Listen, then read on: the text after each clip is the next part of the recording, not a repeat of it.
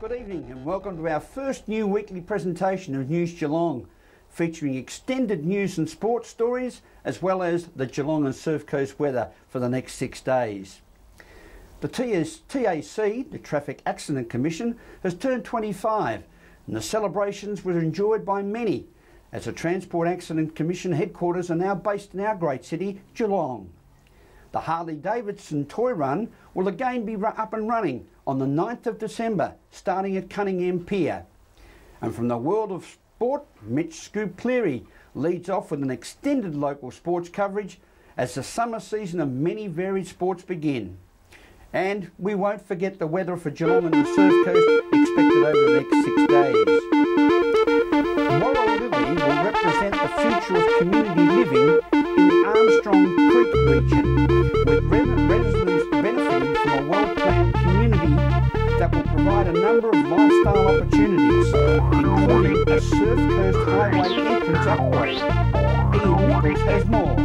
This is the busy Surf Coast Highway in October, but wait till the summer arrives. It's going to be thriving as people head to the coast. But with that in mind, the state government is spending more than $350,000 upgrading this stretch of highway. This is stage one from Ayers Road, Grovedale to Mount Dunedin Road behind me. Then the next stage will take us down to Blackgate Road, just outside of Torquay. We're talking with the member for South Barwon, Andrew Kados, about this upgrade to make a smoother ride over summer. Well, Andrew, busy time coming up for visitors to the Surf Coast, particularly down that highway to Torquay. We see the roadworks in place right now. It's going to eventually make a much smoother carriageway from literally Grovedale to Torquay. Yeah, there'll be significant works done both Torquay and Geelong down on the Surf Coast Highway. What's going to happen at the moment is the patching works take place to fix areas that have been damaged over the last 18 months, particularly with the heavy rains we've had.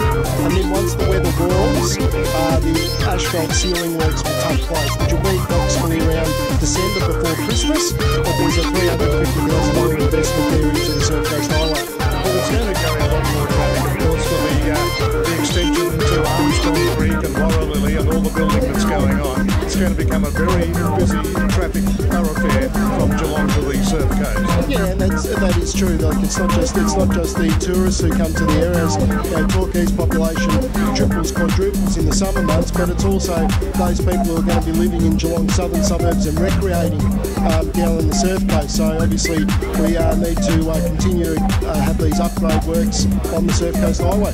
Well, I suppose the other thing we can say to motorists is be patient and drive carefully because it's all for a very good cause. Yeah, that's right. There will be parts of the highway where the works are being done where you'll be needing to slow 40 kilometres an hour. So I ask residents in Torquay driving backwards and forwards and people coming to the area to just be patient. These works are necessary. They need to be able to upgrade the road, and that will be a good long-term effort. On the busy Surf Coast Highway, this is Ian Nichols for News Geelong. The Geelong Harley-Davidson Group will hold its annual toy run on December 9 this year, starting from Cunningham Pier here in Geelong through to Queen Street. These established social group of motorcycle enthusiasts continue to grow in both attendance and profile, as Ian Nichols reports. It's not very often you get to ride on a Harley, particularly an 883 iron black Sportster, and that's going to be raffled very soon. In fact, as of now, you can buy tickets. It's a very good cause. It's the annual toy run by the whole group, the Harley Owners Group. This year it will leave Cunningham Pier on the 9th of December, but you'll be able to buy tickets all over Geelong. That's why we're talking with Harley Owner Group member Vicky Humpage of the Harley Owners Group, Hog for short, and they've been doing such wonderful work over the years with their toy run. 20th year, I understand, Vicky. It is our 20th anniversary year this year, yes. It's a very exciting year for us. And one of the main attractions this year is this fantastic raffle of this 883 Harley Davidson. Notice the iron, the black iron. You wouldn't want to put your shirt underneath it though, would you? Definitely not. No, not at all.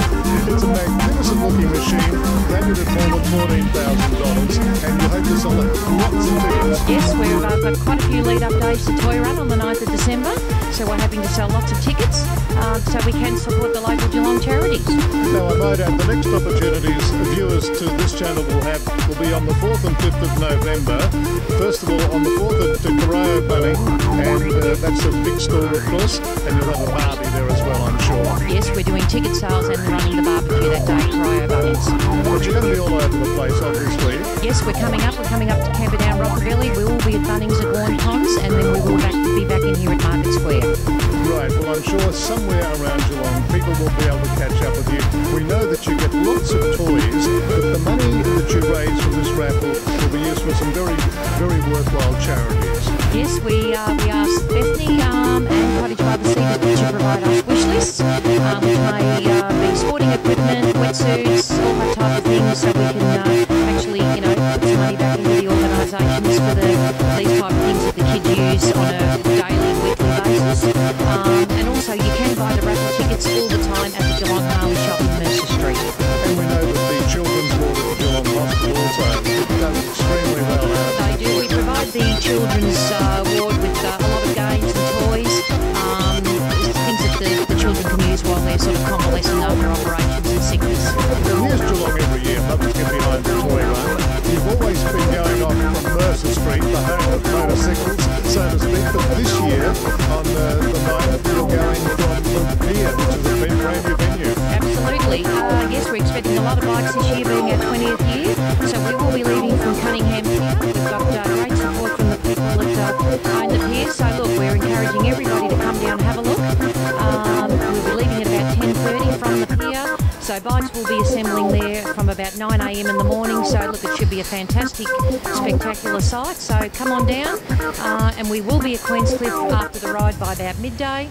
And we've got a lot of organised things, K-Rock, we've got a band, we've got an ice sculpture chap coming down to sculpture a chopper for us. So as we get to Queenscliff, it should be quite entertaining as well. Right here in the seat of this magnificent black Harley-Davidson, Ian Nichols for News Geelong and the Toy Run. Thank you, Nico. As we go to a break on News Geelong this Friday evening, we'll return with more news after this.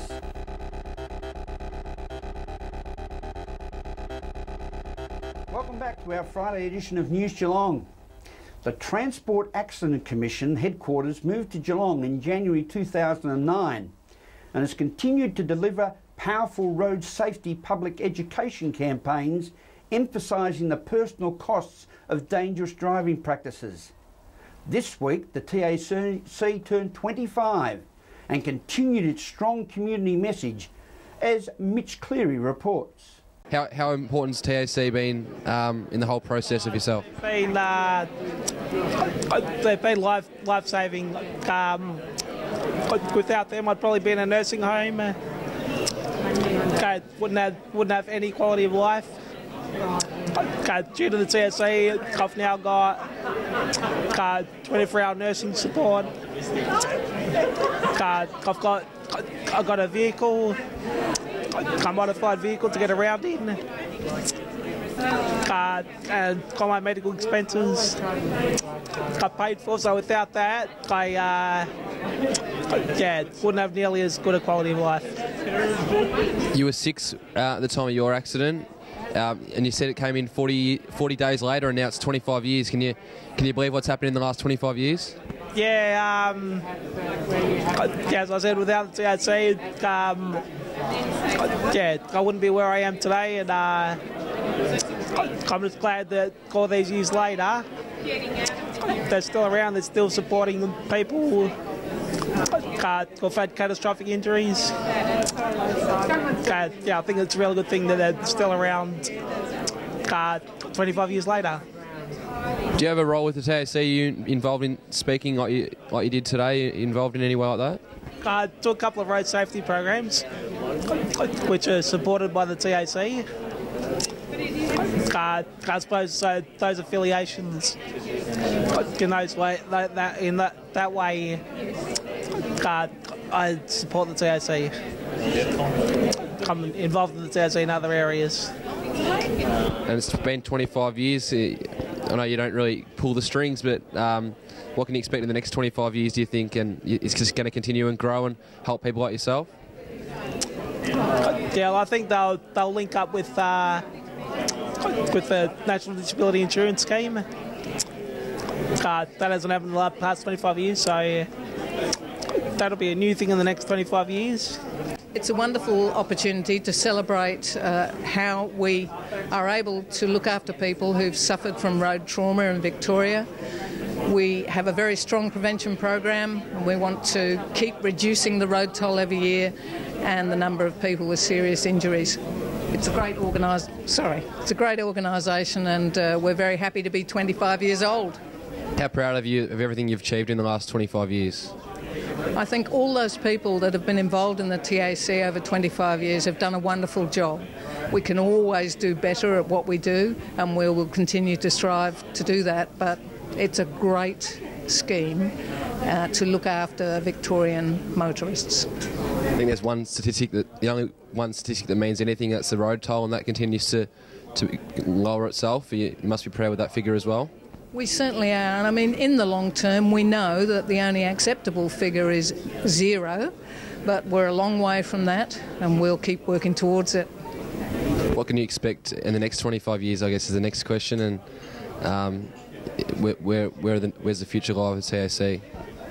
I think the TAC will be there as a no-fault scheme in some form or another over the next 25 years, and we will see car technology improve our safety outcomes. As cars have minds of their own and more safety features, we'll have less accidents and less people severely injured.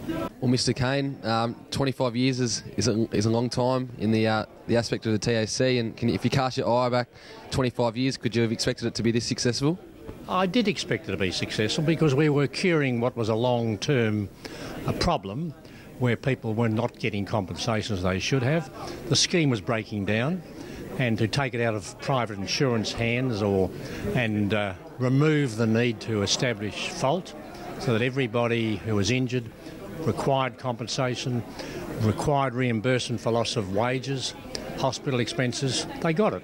That was terribly important, I think, to remove it from the uncertainty of the legal system and make it a system where people could rely upon it for short or long-term disabilities. How much work did you put in those 25 years ago? Oh, a lot of work, because there was resistance to it, and we didn't have a majority of votes in the upper house, so we had to compromise. We had to talk to other parties about it. So there was quite a deal of consultation and compromise in it. But generally, we got what we wanted. That was basically a no-fault system that's been seen as a model in other places around the world, some other states of Australia. But then if, in cases of serious injury, you could still go ahead and get very large damages by way of general damages, we call them, if you could show fault, that the motorist was at fault. But before that requirement was, if you couldn't reach that threshold, you were still looked after. And that was to me, that was the important thing. And it was taking it away and creating a system who was always going to be able to pay. That was the key thing. Thanks, Mitch. Good to see that you're very road safety conscious. Respite Barwon Southwest this week held an Ageing Well Expo out at the McKellar Centre, providing people with all you need to know about healthy lifestyles, accessing activities and services, and keeping safe and well in the community. Our old folk, Ian Nichols, has more. Well, News Geelong is taking us to the Ageing Well Expo out here at the McKellar Centre, and we're seeing quite a lot today to do with aged care.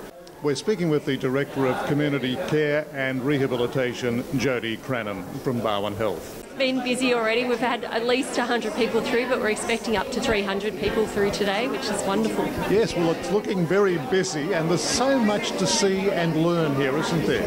Oh yes, we've got a wide range of providers who provide healthy living, independent living for our elderly population. Here today we've got community health and rehab, we've got some aids and equipment, hearing tests, we've got show bags for people to take away, so yeah, it's a good day. Well, I reckon you'll exceed the 300 500 because they're pouring in at the moment, and it has been a very successful expo over the years, but you seem to have expanded it even more. There's more than 30 exhibitors, I believe. Oh yes, we've got lots more exhibitors this year. I think every year we just grow and people hear about it, so we've been able to get more exhibitors. We've been very lucky to have had some donations as well for today from Bowen Water, Linen Care and Beyond Blue, and our main sponsors being TAC and Independence newspaper, which has been great, along with just the people that come along and volunteer their time to exhibit, which has been wonderful. Well, obviously the people who are here today are elderly citizens like me, yes. And they've picked up their show bags, so to speak, and I think they're going to go away from here feeling a lot happier about things and perhaps a little bit more knowledge as well. That's right. We're really wanting to engage people in their own health and wellbeing, emotional, physical and social health and wellbeing. So that's all about today is really getting people active in their communities and engaging with the community. Bowen Health prioritises engaging with the community, so yeah. This is one place that aged care should take a good look at. Yes, and it's also great to invite the community into McKellar Centre as well, and it's also the opportunity to have a one-stop service where everyone can get information as well for the expo. So that was the idea of making it accessible for everyone to come and get information. Well, you've been doing this year after year. I guess once the show's over you can start preparing for the next year. Yeah, it's generally about February I start planning, so it can be quite stressful at times, but it's the success is the day, so it speaks for itself. And also the people that are willing to come year after year and be exhibitors as well. So I thank them as well, and people that give us donations for show bags and things like that. So it's great. At the Ageing Well Expo for 2012 at the McKellar Centre, this is Ian Nichols for News Geelong. Thanks, Nico. Good to see you out there with all your mates at the McKellar Centre. As we go to a break here on News Geelong, Friday Extended Edition, don't forget you can Twitter us on Twitter at News Geelong 31, also on Facebook, www.facebook.com/News Geelong 31. We'll take a break and be back with more news after this.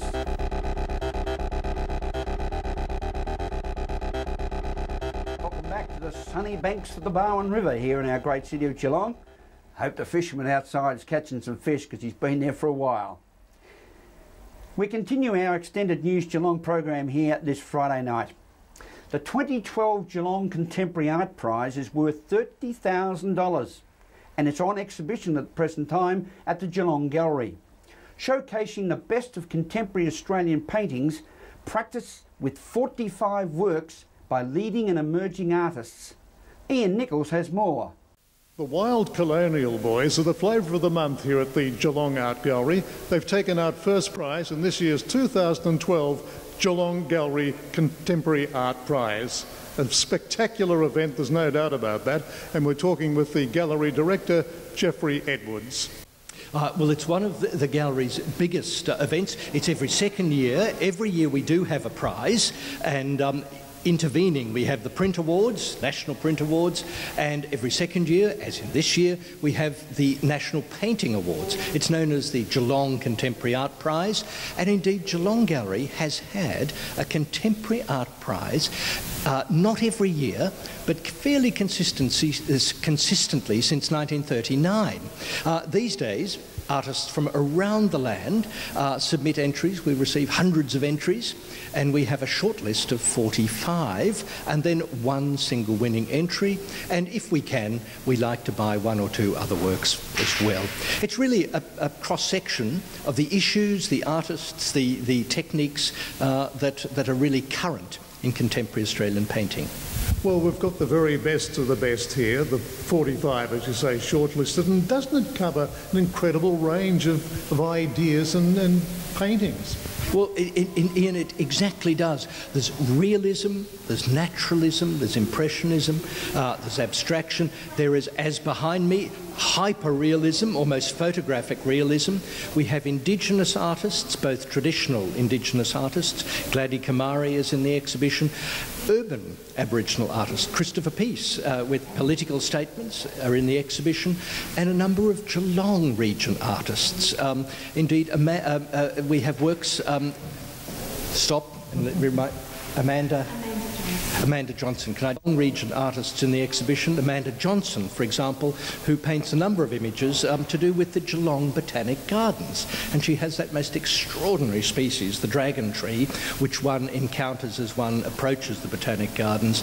It's quite an advanced grown and an old species, and there's every manner of work here. There's quite a deal of landscape as well. Paying tribute to the wild colonial boys for 2012, this is Ian Nichols for News Geelong. Thank you, Nico.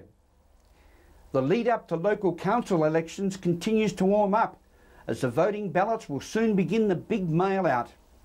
Ian Nichols spoke with Surf Coast Shire hopeful Martin Duke, who is running for the Torquay ward. Carry my community work on from what I've been doing with Torquay Commerce and Tourism, the Fire Brigade, into council, so as I can be, just continue with that community effort that's been going on for a long time. Well, we know that we're going to have on the Surf Coast wards now, and there'll be 4 ward councillors for Torquay, and you're hoping to get one of those seats on the council. Well, there's 11 people standing, yes, I hope to get one of those seats. So it's an interesting time. Last week being preference week was probably one of the hardest weeks when you've got to decide who's going to be up with you or who's not going to be there. It's a good way of making friends and losing friends at the same day. But it's an interesting time as we get into it. We've got, 4 of the current councillors standing up against the new breed that's coming through from all directions. Well, I suppose the first thing we should now ask you is, what are your plans? What vision do you see, particularly for a growth area like Torquay? Well, what I really want to see is more community consultation between the community and the council. I don't want to see closed council, don't want to see things put away, done in secret. I want it to be open out so the public can see what's going on. Well, there has been a lot of criticism about the lack of transparency down there on the Surf Coast, and I noticed that other candidates are also singing the same message. Yeah, well, I think it's a big part of it. It's such a growing area. We've got a lot of people coming in, a lot of very intelligent people that want to know what's going on in the area, why they're paying the rates for this and that, and what can they do about it. So, and we can only explain what's going on in council, and if they know where the rates go to and what's happening with the money, then they can go on with it, understand what's going on. I think either way, it's all going to be a brand new ball game on the Surf Coast from November. It'll be a brand new ball game on the Surf Coast in November. We know that 3 of the current standing councillors have gone and resigned this year, so there will be at least a good number of new councillors in there. So it's going to be a shake. It's going to be an interesting setup. So looking forward to seeing what happens. Hey, I'm looking forward to getting in there, and hope that I'm one of the ones that gets over the line at the last minute. Well, a lot of people will know you were an optometrist, of course, in Torquay for many, many years. You've also changed your vocation to the CFA. What's your role there? My role at the CFA is bushfire planning and management, as in talking to people on street corners or in meeting halls in the small towns about bushfire preparedness, getting up for the bushfire season this year and hopefully next year and further on. Thank you, Ian. As we go to a break, we'll be back with more after this.